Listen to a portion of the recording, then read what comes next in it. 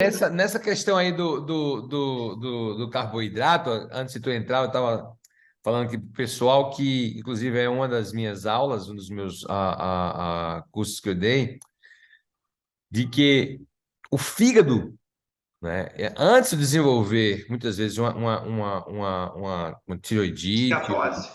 uma esteatose, não, mas eu me referindo à tireoide, né? O meu fígado já mostra sinais de fadiga, né? E o metabolismo de carboidratos é muito oneroso para o fígado, né? Então, essa fadiga hepática, o fígado é desse tamanho, né? A tireoide é desse tamanho, né? E eu tenho essa conexão entre as minhas membranas, as minhas proteínas membranares do fígado, muitas vezes são similares à que eu tenho na tireoide.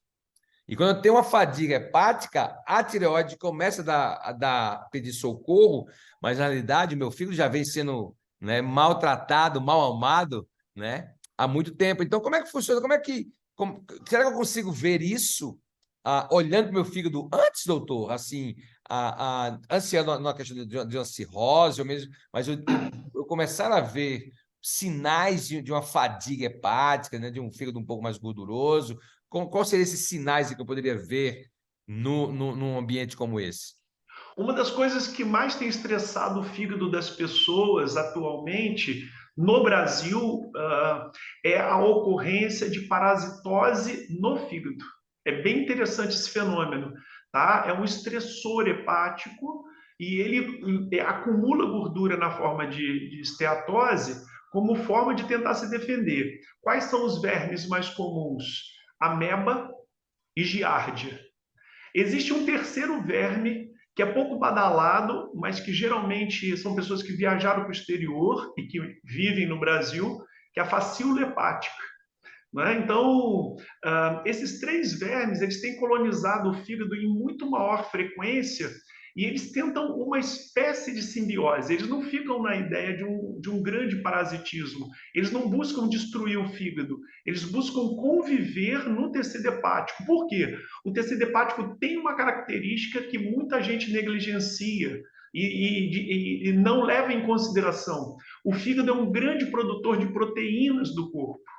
E aí, por produzir muitas proteínas, esses vermes precisam de proteínas até para o processo reprodutivo deles. Eles precisam para gerar DNA, para gerar Sim. RNA, para gerar partículas proteicas ali que vão compor células, inclusive. Porque alguns parasitas, obviamente, eles não são exatamente unicelulares, né? Eles têm várias células.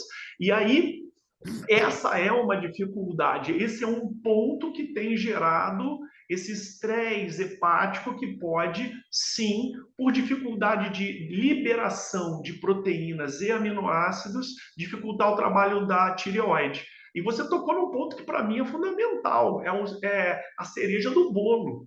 Por quê? Qual é a base do hormônio tireoidiano? A maioria das pessoas não sabe.